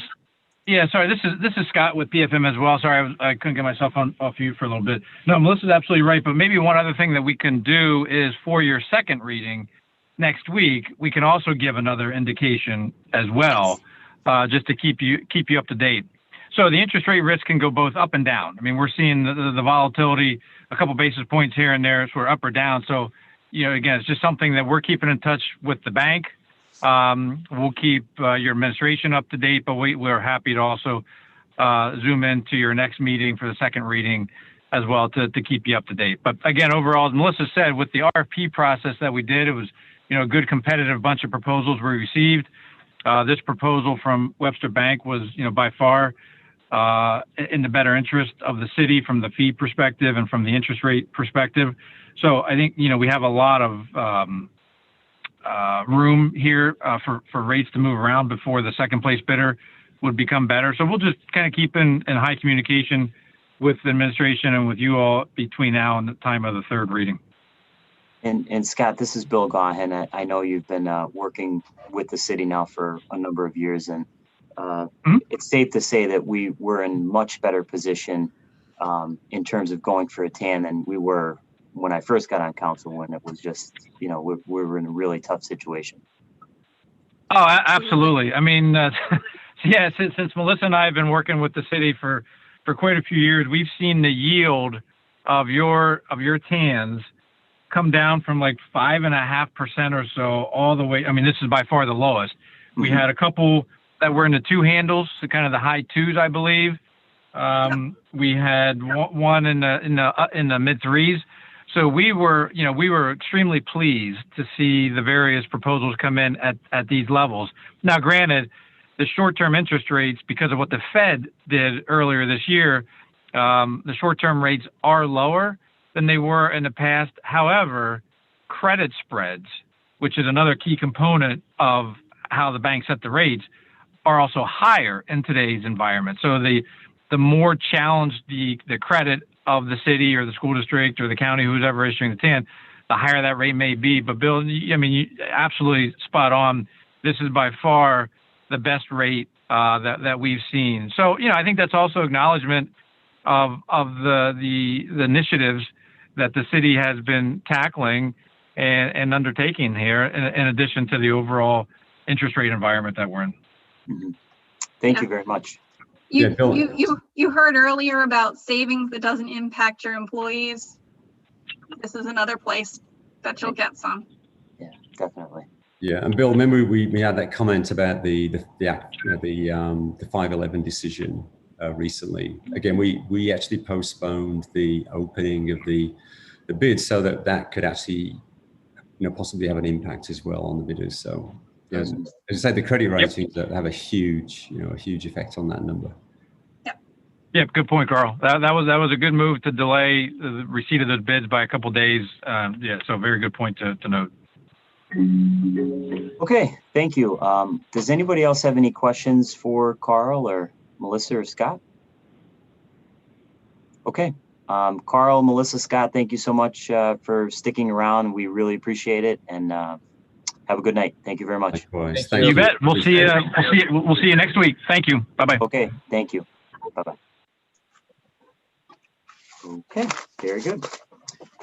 All right, at this time, would someone please make a motion to accept public comment from the following individuals: Dave Dobson and Marie Schumacher?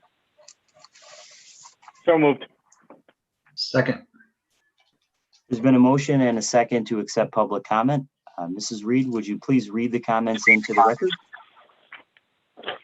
Thank you, Councilman Gaughan. The first submission was from Mr. Dave Dobson as follows. I would like to address trash and recycling issues as I have heard and read discussion by council and the mayor's office. I have had 7 addresses since 1976 in different towns in NEPA. In my opinion, pay per bag trash results in severely untidy situations and must be picked up irregardless of ability to pay. Trash deposited on your property usually becomes your problem unless proof of source can be offered. All reasonable attempts should be made to avoid this situation, and due monies should be pursued. I would recommend an accounting of cost of crews, trucking, insurance, fuel, facilities, tipping costs, and any related charges to justify fees levied on the household. This may help to dispel the years of comments that the charges are excessive. Without proper information, citizens cannot make an evaluation of fairness. On recycling, I would like you to consider eliminating glass entirely from mixed cans and bottles. It has no practical use and is too difficult to reuse. Lawsuits have been filed due to injuries at the recycling center and creates a severe safety hazard with breakage. First week, steel cans and aluminum could be sorted with a magnet at the center. Second week, paper. Third week, cans again. Fourth week, cardboard. Finally, throw glass in the trash. It does not have value.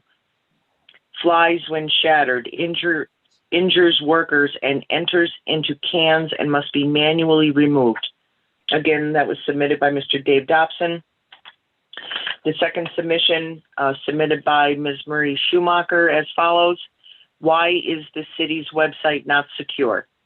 And that is the end of the citizens' participation. Thank you, Mrs. Reed. We thank Mr. Dobson for his suggestions, and we will take those into consideration. Ms. Schumacher's comment, I would need more specifics. I wasn't aware that the city's website was not secure. I don't know that to be true.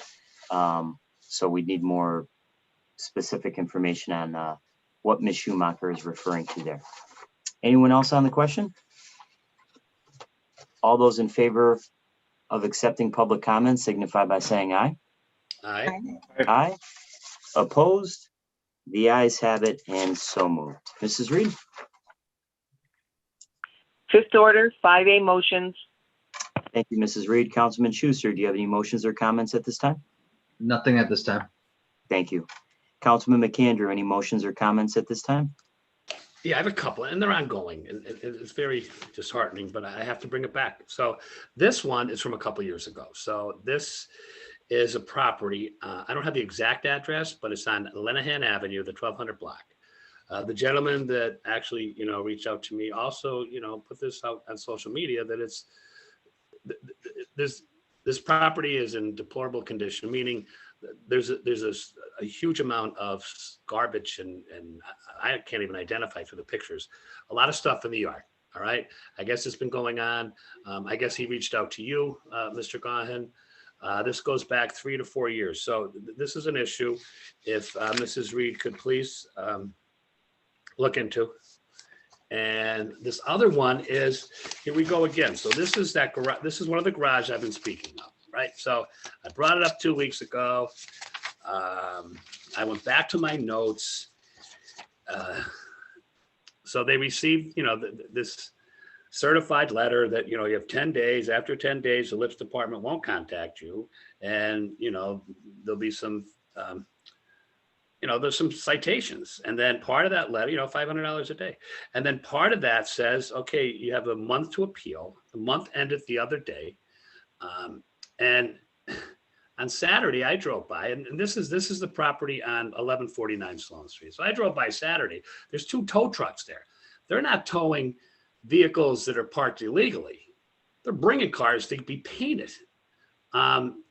Today, there was, I don't know, one of them windshield companies, I forget, is it Safe Flight or whatever.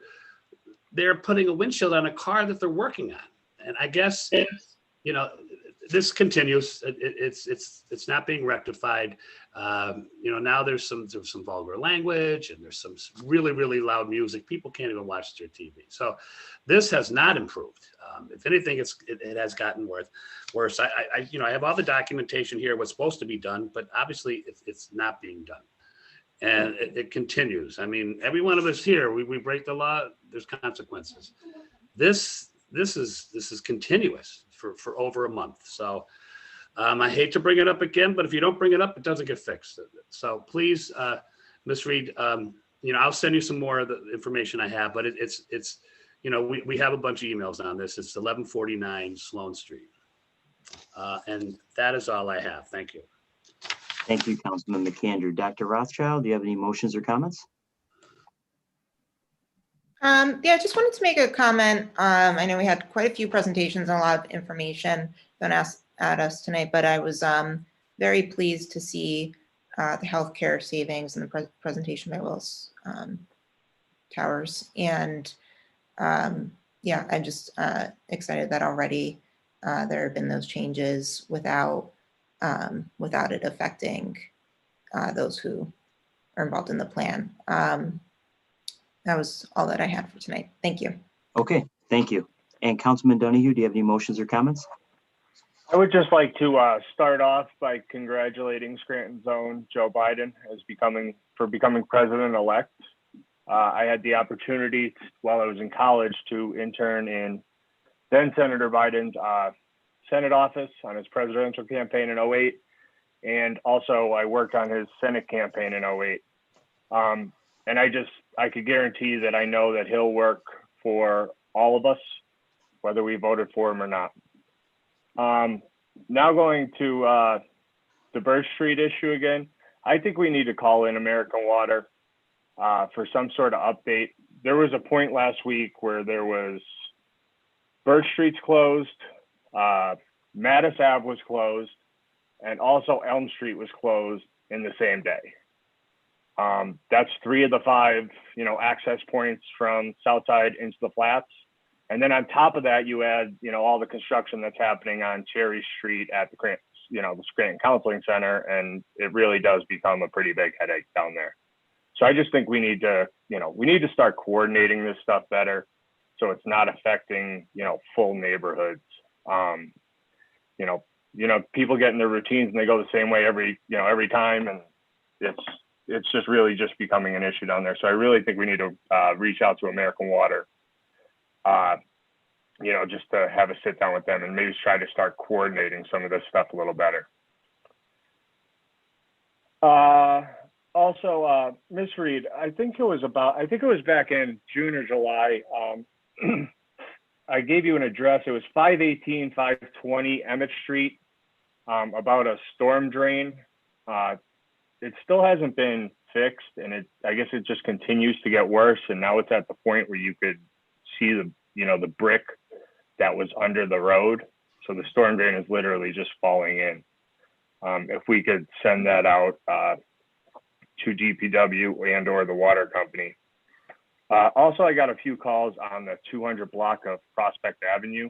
And I actually drove down Prospect Avenue today, and it is absolutely terrible, just the condition of that road. So at the very least, it needs to be patched. But then also, to be put on a paving list, going into next year, because I believe we will have double the paving programs next year, because the one was just pushed. This year's paving program was just pushed back because of the pandemic. It wasn't completely canceled. And that's all I have tonight. Thank you, Councilman Donahue. I just have a few comments. First, I'd also like to congratulate President-elect Joe Biden. Obviously, we, as council members at an official meeting, we remain, nonpartisan here, but we have to mention kind of this historic occasion where you have someone who literally grew up for the first 10 years of their life on North Washington Avenue, who is now going to reside as the president of our country. I think that is just an unbelievable accomplishment. And also, one of the things that has been pointed out by quite a few people over the last few days is that our city will have now a president, vice president, governor, a senator, an auditor general, and a former mayor, and maybe I'm missing one or two, from the same street in Scranton. I don't know that has happened or occurred anywhere in the country or anywhere in the world for that matter. So I think that, this is a great opportunity for the city to have somebody in the White House who grew up in Scranton. And I'm really looking forward, and I know that the mayor and her administration is looking forward to working with Joe Biden in the White House and his administration. Bill, Joe McDade was born on the 1600 block of North Washington Avenue. Okay, there you go. So Joe McDade, I forgot Joe McDade. So if you want to be a big time politician, apparently you have to have to live on North Washington Avenue. But it's all good stuff. And it was just really, Saturday was a great day for the city. If anybody was over in that part of Green Ridge and took a drive by Joe Biden's childhood home, there was a crowd of people all wearing masks, thankfully. But it was just really great to see. It was a great day for our city, and I think better days are ahead. A couple other things I just want to announce once again, just briefly, the budget timeline. We are now quickly approaching the 2021 budget. And we are going to have a work session this Thursday at 6 p.m. that'll be open to the public. So it'll be broadcast on YouTube as our council meetings are, and also on ECTV. And that work session is going to be where the administration presents the tentative budget for 2021 to the council. And I believe that we're going to receive the budget, tentative budget that morning. So we'll have a little bit of time at least to review it. And really just get kind of a first glance at it, first run through with the administration. And then that Tuesday, it'll be introduced on our agenda. And that following Thursday, the 19th, the administration will come back and we'll, I think, get into detailed questions and a question and answer session with the administration. And then I did send out just kind of a timeline, a budget timeline on what it will look like from there. Our public hearing is going to be December 1st, Tuesday, December 1st at 5:45 p.m. And that'll give an opportunity for the public to make any comments on the budget, submit any questions, and they can obviously do that before then if they'd like to submit it to council at our regular meeting. But December 1st will be our official public hearing. And then per the home rule charter, we have to entertain the budget for a final vote on December 15th. So if anybody has any questions or any concerns about that timeline, please let me know. But it looks like that works with everybody's schedule. The second thing I wanted to mention was the Center Street legislation that we were entertaining a few weeks ago. We had asked that be tabled for the simple fact that we wanted the county to get in contact with any of the neighbors in the vicinity of Center Street to make sure that they were okay with the proposed changes. They have been in contact with the Citizen Savings Bank on Wyoming Avenue, and there has been some changes to the schematics and to the plan. And I know, Kevin, you're working on a memo, or you completed a memo, and that'll be in third order next week. And I think we'll probably have to make an amendment to the legislation, correct, when we bring it back? So I earlier today, I circulated what would be the revised ordinance in a memo explaining what the changes are. They're not significant. Okay. The new design plan submitted by the county's engineer, Mr. Suma, which includes the addition of, I believe, one additional sign and an additional parking spot. That's it. Okay, great. Okay, thank you. We did receive a memo from Eileen Cipriani from the OECD director, giving us an update on COVID-19 expenses that were going to be submitted to Lackawanna County for reimbursement. So that'll be on our agenda next week. We did receive something from the county, and this was reported in the newspaper, that the county is going to reimburse us for $500,000. Now, obviously, we have spent more than that. So I do have a question, and we'll probably talk about it next week when we get the 2021 budget, on exactly how, out of what account we're going to pay for those additional expenses, since we're only being reimbursed $500,000 by the. We did receive an update from Kohansky and Company. We're receiving weekly updates now on the audit, the 2019 audit. So that'll be in third order next week for everyone and the public to take a look at. So they're making some headway and some progress there. Also, I mentioned in the caucus, and I know Councilman Schuster has asked about the tax exempt analysis. This is something that has been in every recovery plan going back a number of years. And it's been something that I have requested that previous administrations do, because I think it makes sense. It's an initiative in the recovery plan. I don't see any harm in doing it. I only see a benefit. So the mayor did respond to us that they obviously have not been able to perform a tax exempt analysis this year, but they're planning on doing one in 2022. and 21, which I think is good news. Also, Ms. Schumacher had asked a question about a no truck traffic sign at River Street and Prospect Ave. This sign was updated by DPW due to the original sign being unreadable and faded. The restriction of no trucks on River Street runs up to Meadow Ave for many years now. So that's not a new, it's not a new sign. The DPW did report that as far as the orange no parking signs that are placed there, they weren't sure what that was. So I don't know if that's from a private company or what's going on there, but in terms of the no truck traffic sign, that's just a sign that has been updated. On the stormwater presentation that was presented tonight to us, this has been something that has come up time and time again over the last few years in front of City Council. And I know that they're going to do a regionalization study, and I really appreciate the work that's been already done. Based on what we heard tonight, though, I do think, and what I've heard previously from this company, is that it definitely makes sense to have a joint effort between the city and the county, especially when you look at how much this will probably cost and the type of endeavor that it will be. I think it makes sense for a regional approach. It will help us streamline requirements and bring costs down and make us more efficient. So I look forward to hearing more updates on that. And I think it also gives us a better opportunity for grant funding. And finally, the other thing I want to mention is the coronavirus pandemic. I hate to be the bearer of bad news, but I think anybody that's paying attention to what's going on in our city and in Lackawanna County and in the country obviously realizes that we are in for a very, very, very difficult few months. It is not going to be easy.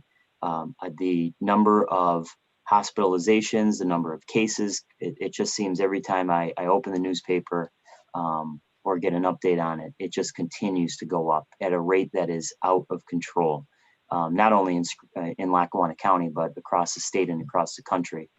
So I would just like to say to anyone who's watching to continue to follow the guidelines put forth by our State Department of Health, to continue to wear masks, to social distance where possible, and to utilize any of the city resources available for those who will experience a very difficult time with the upcoming months where it's going to get very cold and people are going to want to congregate indoors. And I understand how difficult it is to want to get together with friends and family and do the things that we normally would do.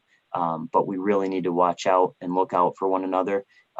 This is going to be an unprecedented situation. We're definitely in the middle or at the start of the second wave of this pandemic.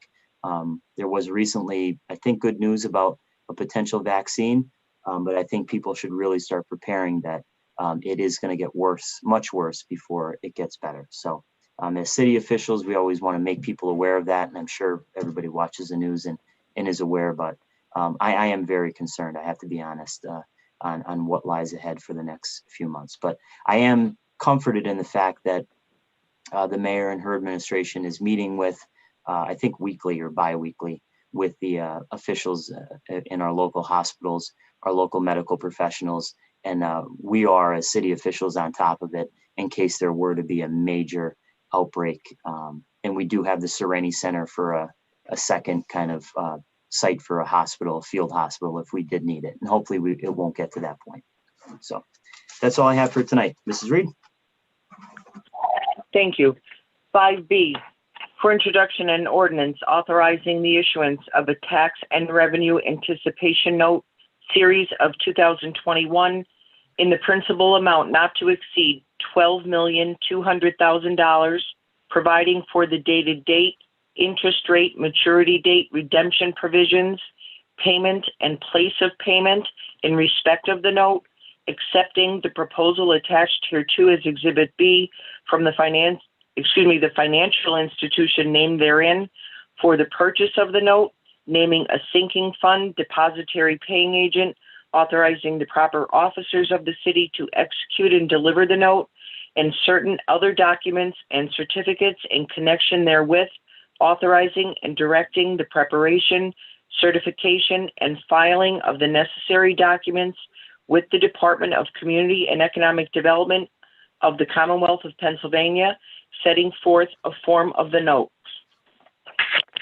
Thank you, Mrs. Reed. At this time, I'll entertain a motion that item 5B be introduced into its proper committee. So moved. Second. On the question? All those in favor of introduction signify by saying aye. Aye. Aye. Aye. Opposed? The ayes have it, and so moved. 5C for introduction, a resolution authorizing the mayor and other appropriate city officials to apply for and execute a grant application through the Pennsylvania Department of Economic and Community Development Act 47 grant program in the amount of $50,000 to be used to hire a consultant to assist the city in the redesign of its operating system. Thank you, Mrs. Reed. At this time, I'll entertain a motion that item 5C be introduced into its proper committee. So moved. Second. On the question? On the question, this grant opportunity, I hope we get this grant because this is so vital and so important to the operations of the city. We are so far behind the times in terms of our operating system that it makes us, I think, as a city less secure. We've seen that with the cyber attack that we endured a few months ago. And in terms of being efficient, I think having the current operating system makes us less efficient. So I'm really glad to see that the administration is taking steps to update the operating system. And I think the goal is to be able to have a level of transparency where members of the public would be able to go on like they can in other cities and get updated figures, financial figures daily. They would be able to streamline those processes and have departments be able to better work together and collaborate with one another. So this is going to really bring us into the year 2020 rather than the current operating system that we have. Anyone else on the question? All those in favor of introduction signify by saying aye. Aye. Aye. Opposed? The ayes have it, and so moved. Sixth order, 6A, no business at this time. Seventh order, 7A for consideration by the Committee on Public Safety for adoption.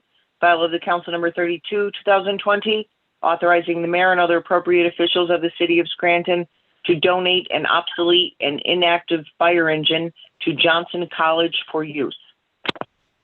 Thank you, Mrs. Reed. What is the recommendation of the chairperson for the Committee on Public Safety? As chairperson for the Committee on Public Safety, I recommend final passage of item 7A. Second. On the question? I just want to say on the question, I know that this old fire truck is being donated to Johnson's, and it's part of their diesel program. We are in dire need of diesel mechanics. I just know this because working at a career and tech center so this is vital to that educational process. And I think it's great that we get to use that for an educational resource. Anyone else on the question? Yeah, I'd like to add, I agree. I think this is a great opportunity for us to collaborate with a local college and to provide them something to help with the students, something that's no longer useful for the city. So I'm glad that they've found this opportunity to do that. Very good. Anyone else? Okay. Roll call, please. Mr. Schuster, Yes. Mr. McAndrew, Yes. Dr. Rothchild, Yes. Mr. Donahue, Yes. Mr. Gaughan. Yes, I hereby declare item 7A legally and lawfully adopted. 7B, previously tabled for consideration by the Committee on Community Development for adoption. Resolution number 87, 2020, authorizing the mayor and other appropriate city officials for the city of Scranton to execute and enter into an agreement with Northeastern Pennsylvania Alliance, 1151 Oak Street, Pittston, Pennsylvania, 18640-3726, to provide the city of Scranton and OECD with underwriting services and support for their various loan and grant programs. Thank you, Mrs. Reed. What is the recommendation of the chairperson for the Committee on Community Development? As chair for the Committee on Community Development, I recommend final passage of item 7B. Second. On the question? On the question, is it my understanding that the Northeast Alliance is the only person that submitted for this RFP? Kevin, you're muted, sorry. Councilman Schuster, upon your request, I reached out to the solicitor for OECD, who confirmed that Northeastern Pennsylvania Alliance was the only bidder, and they had solicited bids from a number of organizations, and this was the only one that responded. Thank you. Anyone else on the question? Roll call, please.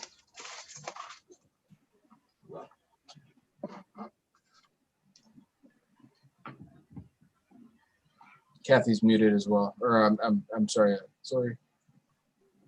Okay, Mr. Schuster, Yes. Mr. McAndrew, Yes. Dr. Rothchild, Yes. Mr. Donahue, Yes. Mr. Gaughan. Yes, I hereby declare item 7B legally and lawfully adopted. And before we adjourn, I just want to congratulate the Scranton Prep golf team on winning the state championship. So good week for the city of Scranton. If there's no further business, I'll entertain a motion to adjourn. Motion to adjourn. This meeting's adjourned. Thanks, everyone. Stay safe. See everybody next week. Or Thursday, rather. See you Thursday. See you Thursday.